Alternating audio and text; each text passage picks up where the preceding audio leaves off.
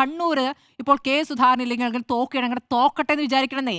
അങ്ങനെ ഒരു ചങ്കൂറ്റമുള്ള നിലപാടി പാർട്ടി എടുക്കണം. കാരണം MP മാർ മത്സരിക്കേണ്ട എന്ന് ഹൈക്കമാൻഡ് തീരുമാനിച്ചാൽ MP മാർ മത്സരിക്കേണ്ട.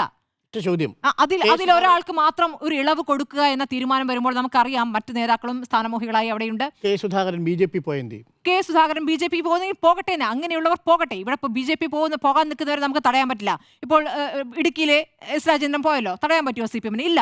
അപ്പോൾ അങ്ങനെ അല്ല, ഞാൻ പറയട്ടെ, പ്രവണതയുള്ള ആളുകൾ അങ്ങനെ പോകും. ഇതിപ്പോൾ കെ സുധാകരൻ പണ്ടെങ്ങോ പറഞ്ഞ ഒരു വാചകം എടുത്തിട്ടാണല്ലോ RSSകാർക്ക് ഞാൻ സംരക്ഷണം ഒരുക്കിയിട്ടുണ്ട് എന്ന് പറഞ്ഞ ഒരു വാചകം എടുത്തിട്ടാണല്ലോ ഇപ്പോൾ അദ്ദേഹം BJP-യിലേക്ക് പോകുന്നത്. പിന്നെ എപ്പോഴൊന്ന് പറഞ്ഞിട്ടുണ്ട് വേണ്ടി വന്ന BJP-യിലേക്ക് പോകുന്ന കുറെ വർഷങ്ങൾക്ക് മുമ്പ് പറഞ്ഞിട്ടുണ്ട്.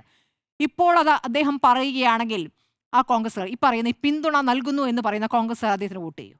ഇല്ലല്ലോ. ഈ പറയുന്ന പാർട്ടിയെ കെട്ടിപ്പടുത്തു എന്നുള്ളതല്ലേ അദ്ദേഹത്തിന്റെ വാദം? അല്ലേ? അതല്ലേ വാദം? ആ വാദം അവിടെ പൊളിയുമല്ലോ BJP-യിലേക്ക് പോവുകയാണെങ്കിൽ. അപ്പോൾ എന്താണ് കെ സുധാകരൻ പാർട്ടിയുമായി ബന്ധപ്പെട്ട നിലപാടെടുക്കുന്നത്? പാർട്ടിക്ക് മുകളിലാണ് ഞാൻ എന്ന് പറയുമ്പോൾ അത് പാർട്ടിയിലെ നേതാക്കൾ അല്ലെങ്കിൽ പാർട്ടിയിലെ അണികൾ അല്ലെങ്കിൽ സാധാരണ കോൺഗ്രസിന് ഈ കൈക്ക് വോട്ട് കുത്തുന്ന ആളുകൾ എന്താണ് കാണേണ്ടത്? കാരണം ഈ 10 വർഷം കഴിഞ്ഞു, കോൺഗ്രസിന്റെ ഭരണം ആഗ്രഹിക്കുന്ന ഒരു വിഭാഗം ഉണ്ടാകുമല്ലോ, അവർക്ക് ഈ നൽകുന്ന സന്ദേശം എന്താണ് എന്നുള്ളതാണ്. അപ്പോൾ കെ സുധാകരൻ ഒരു മോശം മാതൃകയാണ് ഇവിടെ ചെയ്തുകൊണ്ടിരിക്കുന്നത്.